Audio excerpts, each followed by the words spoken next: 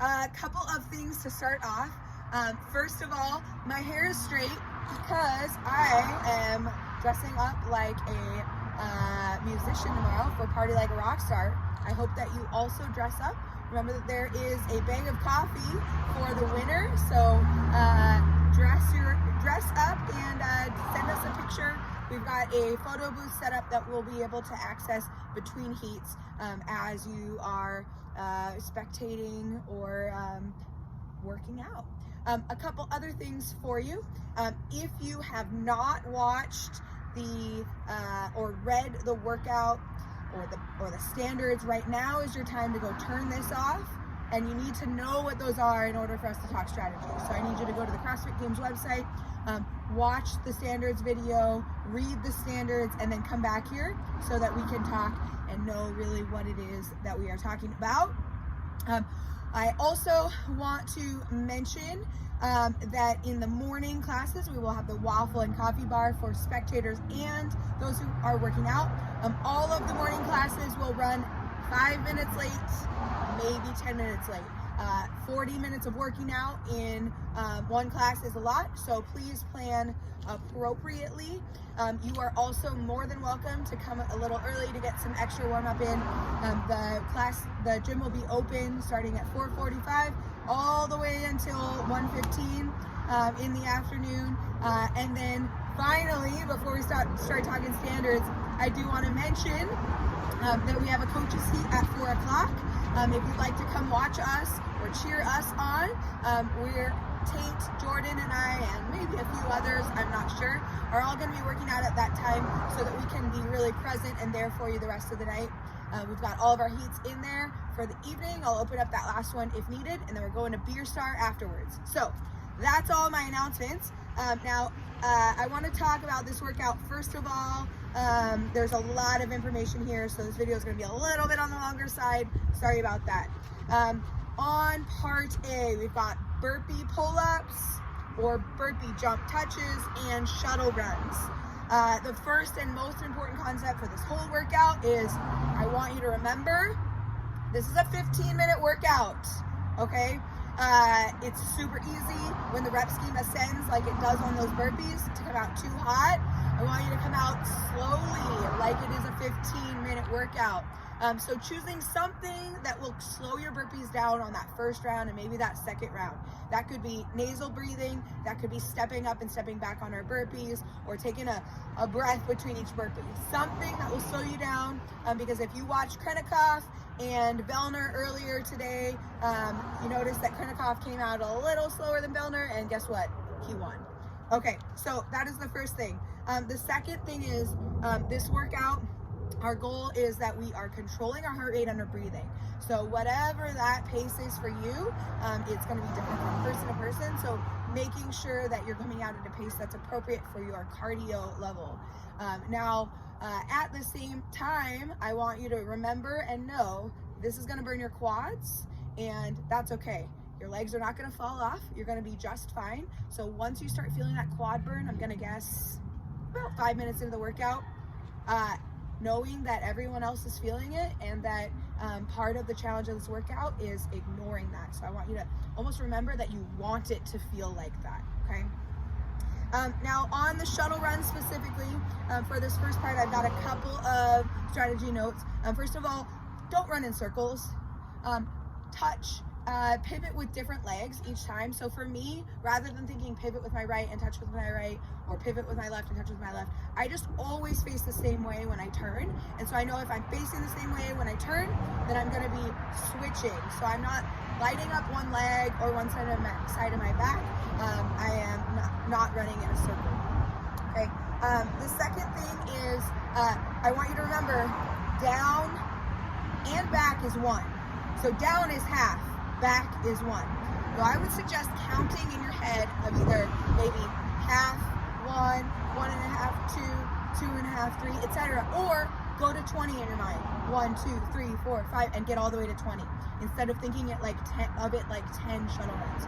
Whatever makes sense, but I would strongly suggest finding a good rhythm with that, because otherwise you're going to finish 5 and think that you're done, because we usually count every time we touch. the ground. So finding a way for that. And then finally on this one, find a rhythm for yourselves. I know with Krennikov, he was taking 7 steps every shuttle run. I know for me, I'm much shorter, so it's probably gonna be a couple more. But finding that rhythm so that I can maybe even count my steps if it's not too much to think about. Counting my steps so I know, like, oh, just 7 steps and turn around, 7 steps and turn around. But rhythm is gonna be really important on this. Now, when we get to the burpee pull-ups, I want you to notice that both of those elite athletes stepped back and stepped forward.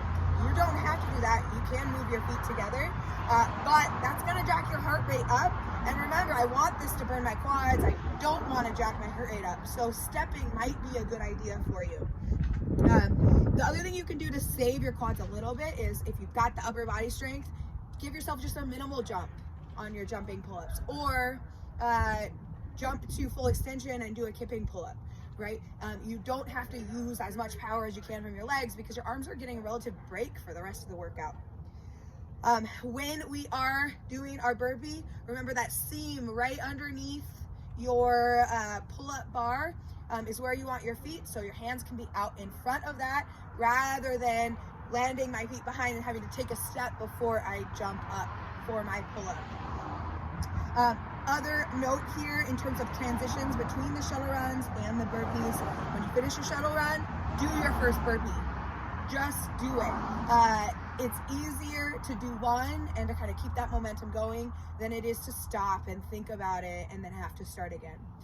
On the same side, when you go to finish your last burpee pull-up, make sure your feet are behind the line and then just start moving. Even if it's slow, just start moving.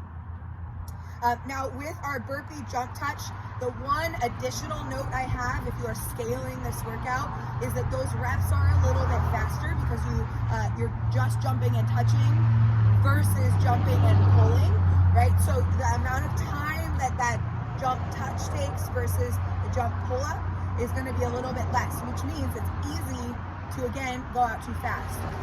I would say make sure that you start off this workout going slower on those than you think you need to, and then accelerate as you go if you're feeling good.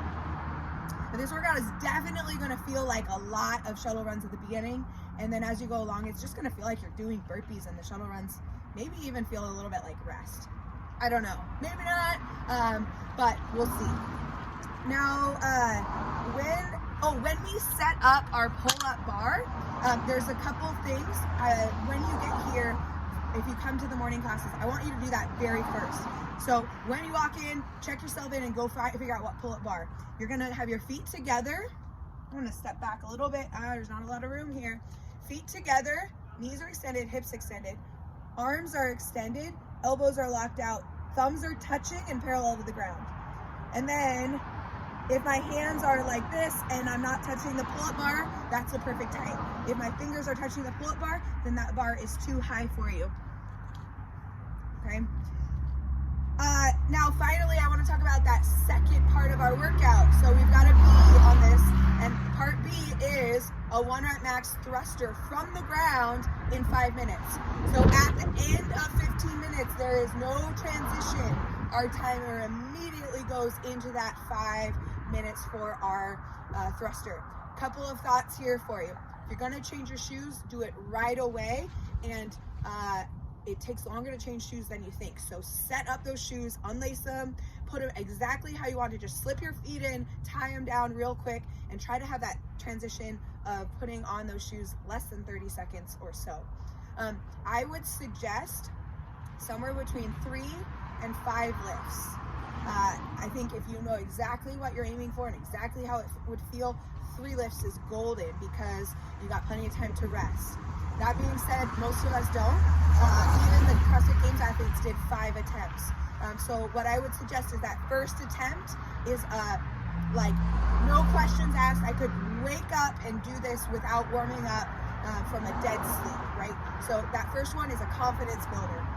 And then building in weight, I would say have 2 maybe plans. Plan 1 is your safe plan. Like, hey, this is not that aggressive. Plan 2 is your aggressive plan. And then just depending on how that first one feels, you can choose plan A or plan B and decide accordingly there. Your judge and other people around the gym will be helping you set, so then you will let them know what your next weight is. Always double check right and left to make sure it's loaded how you want it to be, and that the clips are on. If the clips are not on, doesn't count even if you get it. So making sure of that. Now, on your last attempt, remember, you don't have to finish the entire thruster before 3, 2, 1 time. All you have to do is get it off the ground. So you can be starting your clean, right? And then finish your rep after the time hits. It just has to be off of the ground.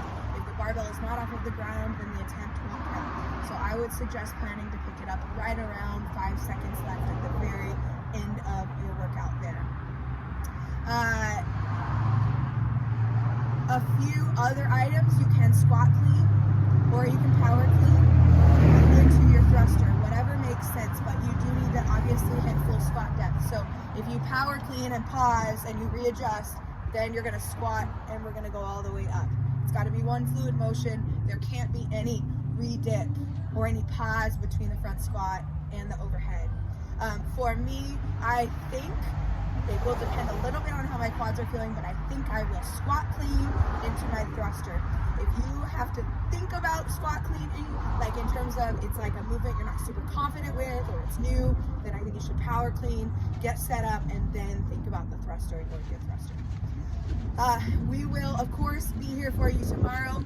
We've got Tate will be doing all the briefing and strategy in the warm-up area tomorrow evening, and Jordan and I will be floating around helping you out in the main gym. If you are spectating, not a lot of room for you, but we're going to go between heats, and we're just going to cram in and have a good time. I can't wait to see all your costumes, and I will see you all tomorrow.